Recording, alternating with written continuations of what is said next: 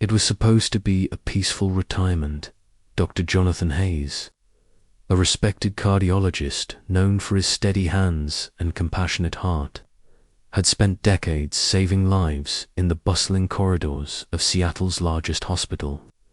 But after 40 years of relentless dedication, he decided it was time to trade the fluorescent lights and sterile walls for something quieter, something wilder.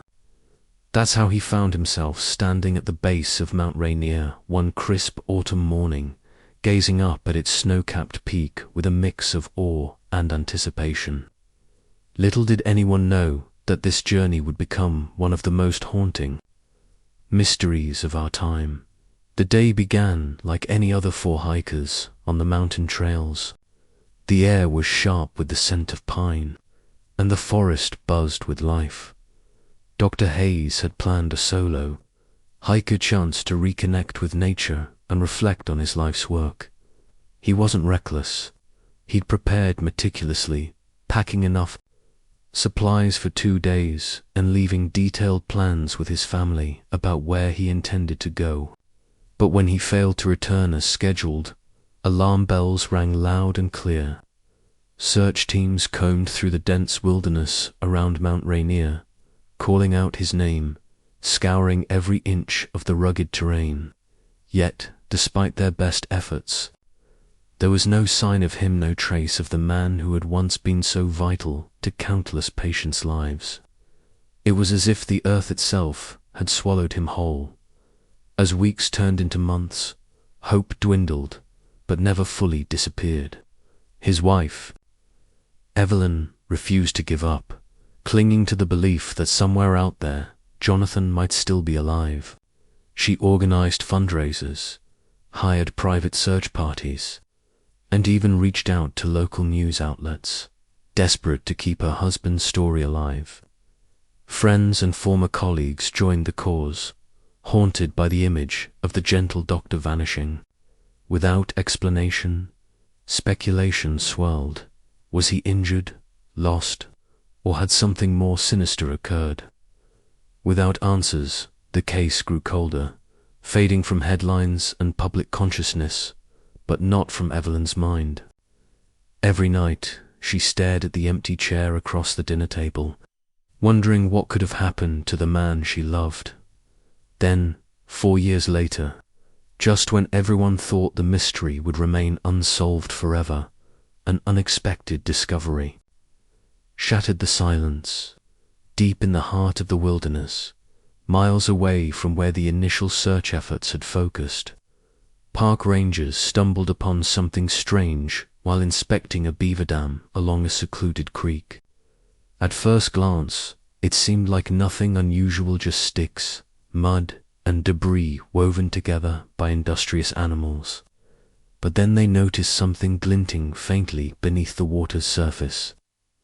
Curiosity turned to shock as they pulled it free, a small, rusted object partially encased in silt. It didn't take long to realize what it was: medical ID bracelet engraved with the name Jonathan Hayes. The find sent ripples through the community. How had this ended up here, so far from civilization? And what did it mean for the fate of the missing doctor? News of the discovery spread quickly, reigniting interest in the case and drawing reporters, investigators, and amateur sleuths back to Mount Rainier. For Evelyn, it was both a blessing and a curse. On one hand, the bracelet offered tangible proof that her husband had been near this area. On the other, it raised more questions than answers. Why hadn't anyone found him sooner? What had led him off course? And perhaps most chilling of all, what had happened after he lost the bracelet? To piece together the puzzle, authorities revisited old evidence, retracing the steps of the original search teams.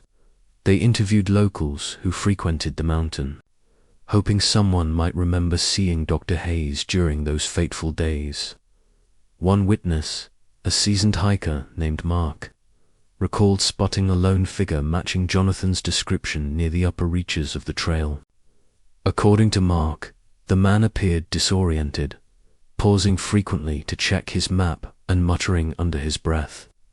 At the time, he hadn't thought much of it, assuming it was just another tourist struggling with the altitude. Now, though, his account took on new significance. Could Jonathan have veered off the path, lured deeper into the woods by some unseen force? Meanwhile, forensic experts examined the bracelet closely, searching for clues hidden within its worn metal. Tiny scratches suggested it had been forcibly removed, possibly caught on a branch or snagged during a fall. Soil samples collected from the dam revealed traces of minerals unique to the region, indicating the bracelet had likely been submerged for years. This timeline aligned with Jonathan's disappearance, lending credibility to the theory that he had indeed ventured close to the creek before meeting an unknown fate. But whether that fate was accidental or deliberate remained unclear. Each new detail only deepened the enigma surrounding the retired doctor. Back in Seattle, Evelyn wrestled with conflicting emotions. Part of her felt relief knowing that Jonathan's journey hadn't ended immediately after he went missing. Another part was consumed by dread, imagining all the things that could have gone wrong in those intervening years. She pored over photographs of her husband, trying to reconcile the smiling face she knew with the shadowy figure described by witnesses. What had driven him to stray so far from his intended route? Had he been chasing some elusive goal, or had fear and desperation clouded his judgment? The uncertainty gnawed at her, leaving her restless and unable to sleep amidst the chaos. A group of volunteers dedicated to solving cold cases stepped forward, offering fresh perspectives and resources. Using advanced mapping software, they reconstructed potential routes Jonathan might have taken based on weather patterns, animal migration paths, and historical data from similar disappearances. Their analysis pointed toward a remote valley nestled between two ridges, a place rarely visited by humans due to its treacherous landscape. Rangers agreed to investigate, braving steep cliffs and dense thickets in pursuit of answers. As they pushed deeper into the wilderness, each step felt heavier, laden with the weight of unanswered questions. Their efforts eventually led them to a cluster of abandoned campsites scattered throughout the valley. Tattered tarps fluttered in the wind, remnants of past expeditions left behind by adventurers who'd dared to explore these isolated corners.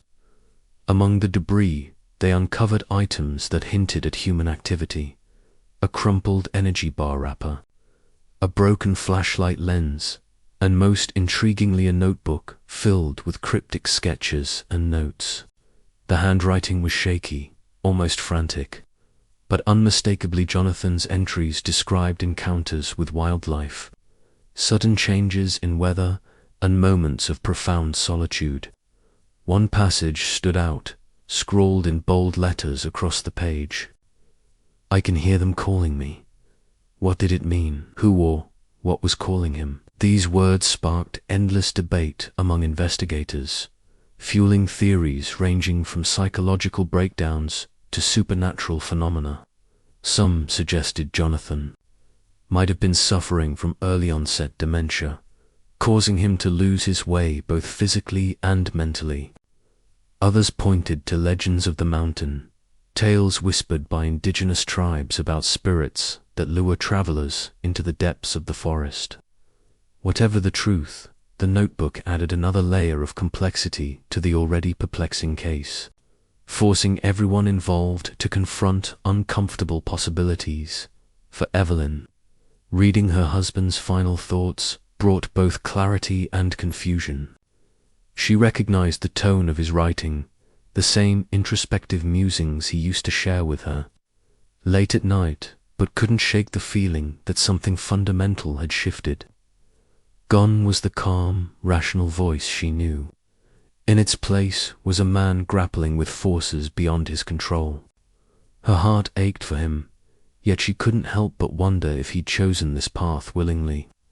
Had he sought escape from the pressures of modern life, yearning for a connection to something greater, or had he fallen victim to circumstances beyond comprehension?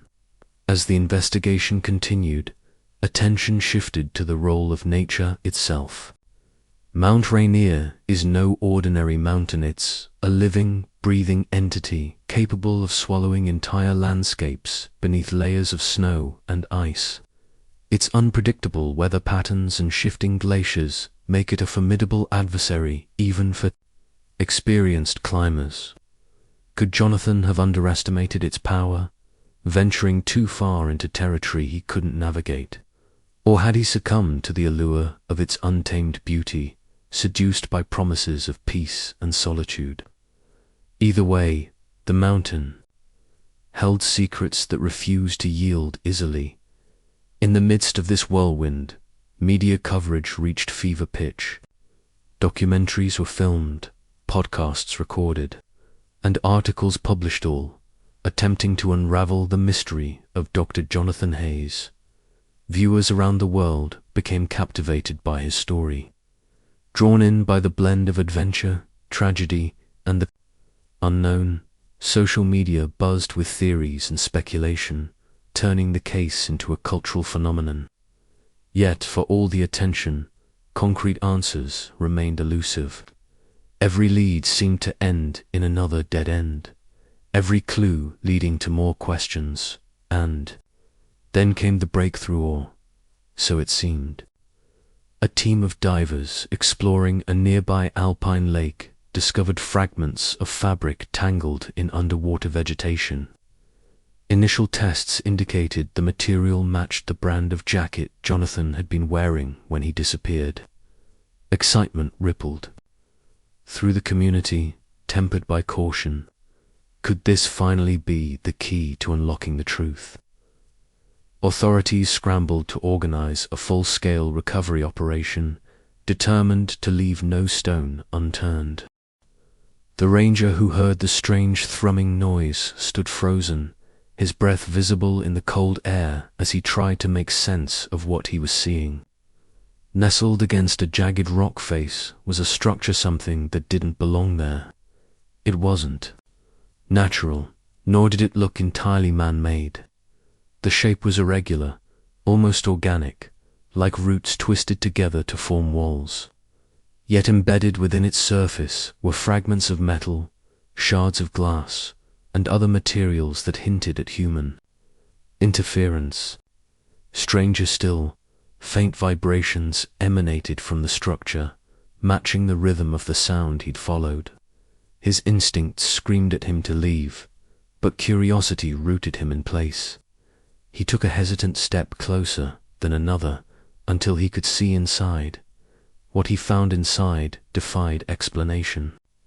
Scattered across the floor were objects unmistakably linked to Jonathan Hayes: a battered hiking boot, a crumpled map marked with scribbles, and a tattered journal identical to the one discovered earlier.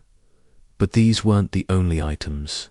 There were things that didn't match: a collection of smooth stones arranged in intricate patterns, feathers from birds not native to the region, and bundles of herbs tied with twine. Most unsettling of all was a series of carvings etched into the walls, depicting scenes that seemed both ancient and surreal. Human figures appeared to be merging with trees, their limbs elongating into branches. In the center of one carving stood a lone figure, arms outstretched, surrounded by glowing symbols. The ranger's heart pounded as he realized this figure bore an uncanny resemblance to Dr. Hayes. Word of the discovery spread quickly among the search team, drawing them to the site like moths to a flame.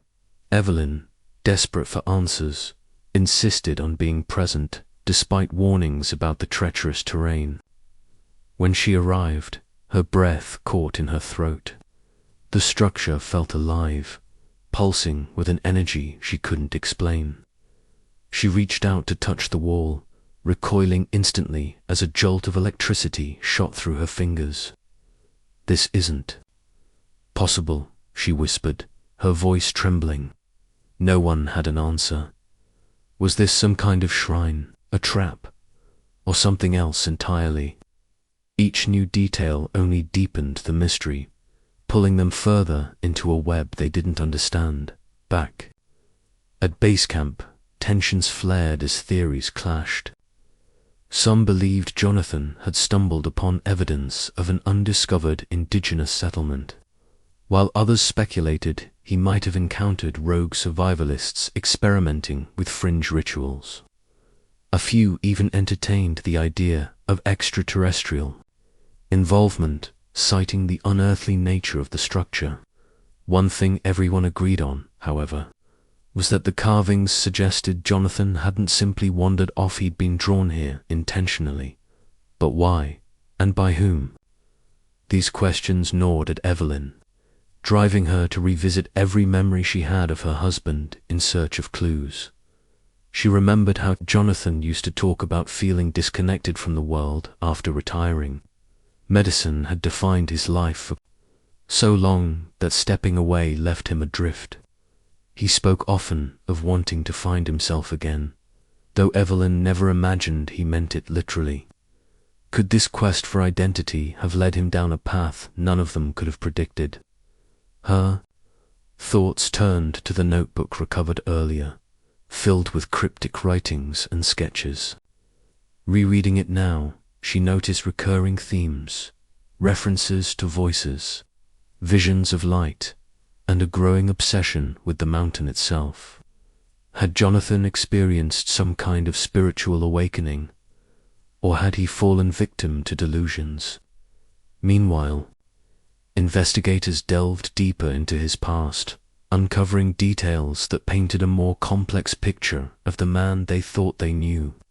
Friends revealed he'd dabbled in meditation and alternative medicine during his final years at the hospital, seeking ways to cope with burnout. Others mentioned he'd attended lectures on shamanism and indigenous spirituality, fascinated by the idea of reconnecting with nature on a primal level. None of this seemed unusual at first glance, but when viewed through the lens of his disappearance, it raised troubling questions. Had his curiosity opened doors better left closed? And if so, who or what had answered his call? As days passed, the search operation grew increasingly fraught. Supplies dwindled, tempers frayed, and morale plummeted.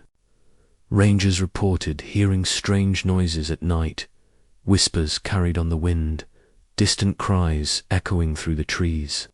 Even seasoned professionals admitted to feeling uneasy, as though they were being watched. Equipment malfunctioned without explanation, compasses spun wildly, and GPS devices failed to hold a signal. It was as if the mountain itself was resisting their presence, determined to keep its secrets buried. The atmosphere became oppressive, heavy with dread, yet no one dared suggest abandoning the mission. Not now, not when they were so close. Evelyn found herself spending hours poring over the carvings, trying to decipher their meaning. Though she lacked formal training in archaeology or anthropology, she approached them with a mix of desperation and intuition. Slowly, patterns began to emerge. Certain symbols repeated themselves, forming sequences that seemed almost mathematical. Others resembled constellations, mapping out celestial alignments invisible to the naked eye. She shared her findings with the team, sparking heated debates about whether the structure represented a primitive attempt at communication or something far more advanced. Whatever the truth, one fact remained undeniable. Jonathan had played a role in creating it. This revelation hit Evelyn like a punch to the gut. Her husband, the man she'd loved for decades, had somehow become entangled in forces beyond comprehension. The realization forced her to confront uncomfortable truths about their relationship. Had she truly known him, Or had she only seen the version of him he allowed her to see? Their marriage had been built on mutual respect and shared values, but beneath the surface lay unspoken fears and desires neither had fully acknowledged.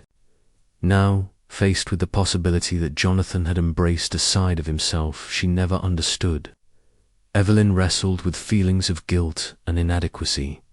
Amidst the chaos, a subplot unfolded involving Mark, the hiker who'd originally spotted Jonathan near the upper trail. Haunted by memories of that day, he returned to the site voluntarily, hoping to piece together what he'd missed. As he retraced his steps, he noticed subtle changes in the landscape, trees bent at odd angles, patches of earth scorched black, and animal tracks leading nowhere. Something about the environment felt wrong, distorted. Then, while examining a cluster of rocks, he stumbled upon a hidden compartment containing a small leather pouch. Inside was a folded piece of paper bearing Jonathan's handwriting. The message was brief but chilling. "If you're reading this, I'm already gone." Mark rushed back to share his find, setting off a chain reaction of urgency and panic. The note confirmed what many had suspected but dreaded to admit. Jonathan had known his fate long before anyone else. Whether by choice or coercion, he had walked willingly into whatever awaited him in the valley. This knowledge shifted the narrative dramatically, forcing the team to reconsider everything they thought they knew. If Jonathan had anticipated his demise, why hadn't he tried to escape? And what had compelled him to leave such cryptic messages behind? The climax of the story loomed ever closer as the team prepared to enter the structure once more, armed. With cameras, sensors, and protective gear, they vowed to uncover its secrets, no matter the cost. Evelyn insisted on joining them, unwilling to let fear dictate her actions. As they stepped inside, the air grew colder, heavier, pressing against their chests like an invisible weight. Lights flickered erratically, casting eerie shadows on the walls. Then, without warning, the ground trembled violently, sending dust cascading from the ceiling. Someone shouted, "We need to get out of here." But Evelyn refused to budge, her eyes fixed on a faint glow emanating from deeper within the structure, drawn inexorably forward. She pushed past the others, ignoring their protests. The glow intensified with each step, revealing a chamber unlike anything they'd seen before. At its center stood a pedestal carved from stone, atop which rested an object wrapped in cloth. Trembling, Evelyn reached out to unwrap it, her fingers brushing against the fabric. Before she could reveal what lay beneath, a deafening roar shook the chamber, followed by a blinding flash of light. When the brightness faded, the team found themselves alone in the darkness, disoriented and terrified. The object and Evelyn were gone. Now, as the survivors stumble out of the structure, gasping for air and struggling to comprehend what just happened, one question hangs heavy in the air. What lies beyond the threshold of Mount Rainier? Mysteries? Is Evelyn lost forever? Or has she crossed into a realm where answers await, but at a price? Tune in next week as we unravel the final chapter of this harrowing tale and discover the ultimate fate of Dr. Jonathan Hayes and those who dared to follow in his footsteps. The survivors stumbled out of the structure, their faces pale and their breaths ragged as they tried to process what had just happened. Evelyn was gonna vanish in an instant, swallowed by the same mysterious force that seemed to have claimed Jonathan years earlier. The weight of her disappearance hit them like a physical blow, leaving them paralyzed with shock and fear. Yet, amidst the chaos, something inside the chamber had changed. The oppressive energy that once filled the air was gone, replaced by an eerie stillness. It was as if the mountain itself had exhaled, releasing whatever grip it had held over those who dared to venture too close. Back at base camp, the team struggled to piece together the events leading up to Evelyn's disappearance. Cameras captured fragments of the moment, a flicker of light, a shadowy figure moving impossibly fast, but nothing concrete enough to explain what had taken her. Some argued it was a supernatural phenomenon, while others clung to scientific explanations, suggesting geological activity or hallucinogenic gases might be responsible. But no theory could fully account for the strange symbols glowing on the walls. The sudden tremors, or the fact that Evelyn had been drawn so inexorably toward the pedestal. Whatever answers lay within that chamber, they remained tantalizingly out of reach. As hours turned into days, the search party faced a grim reality. Evelyn wasn't coming back. Her absence left a void, not just among the team, but also in the hearts of those who loved her most. Friends and family gathered to mourn both her loss and the unresolved fate of Jonathan, whose story had become intertwined with hers in ways none of them could have imagined. Yet, even in grief, there were whispers of hope. One member of the team recalled seeing Evelyn pause before reaching for the object on the pedestal, her expression calm and resolute as though she'd made peace with whatever awaited her. Could it be possible that she hadn't been taken against her will, that she had chosen this path, just as Jonathan might have done? Then came the breakthrough no one expected.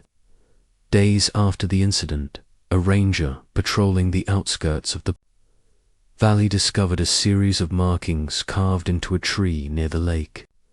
They were unmistakably Jonathan's handwriting, etched with precision despite their weathered appearance.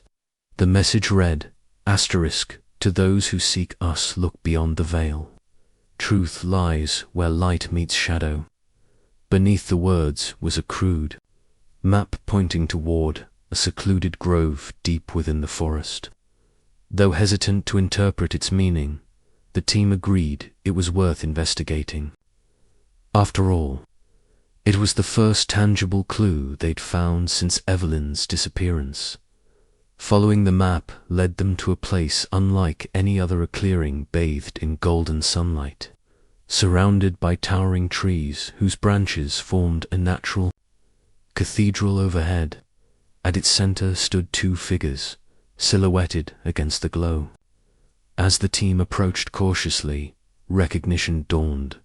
It was Jonathan and Evelyn. Both appeared unharmed, though their expressions carried a quiet intensity that suggested they had undergone profound transformation.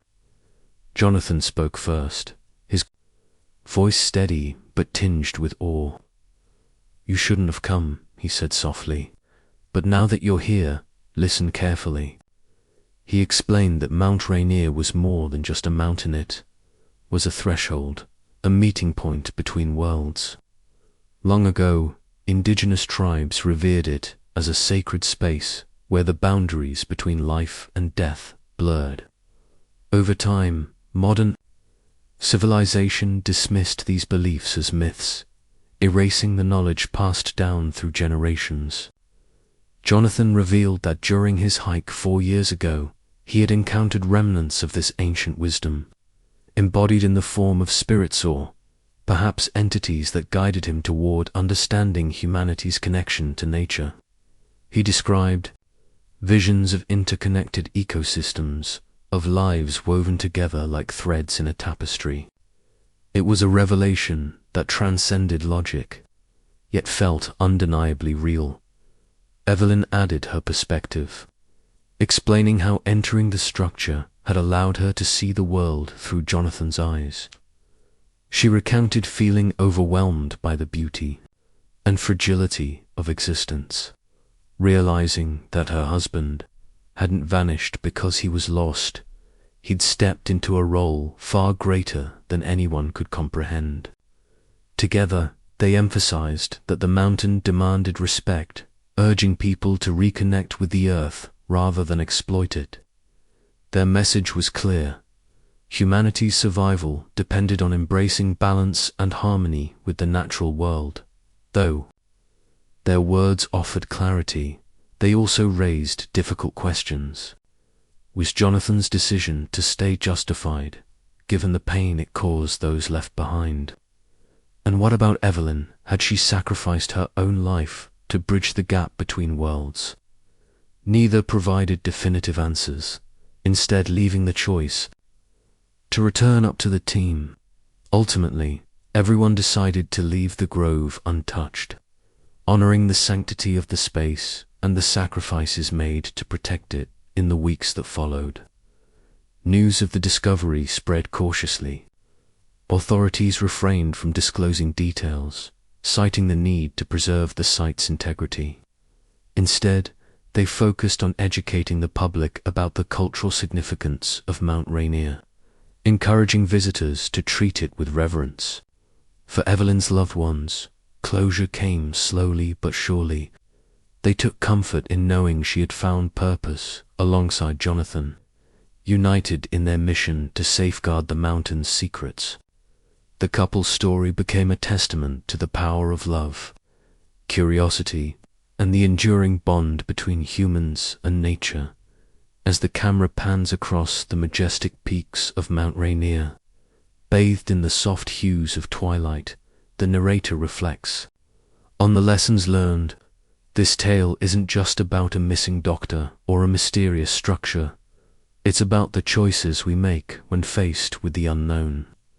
It challenges us to look beyond the surface, to question our assumptions, and to recognize the interconnectedness of all things. Whether viewed as a cautionary tale or a call to action, the story of Dr. Jonathan Hayes reminds us that some mysteries are meant to inspire wonder rather than fear. And sometimes the greatest discoveries lie not in finding answers, but in learning to embrace the questions themselves.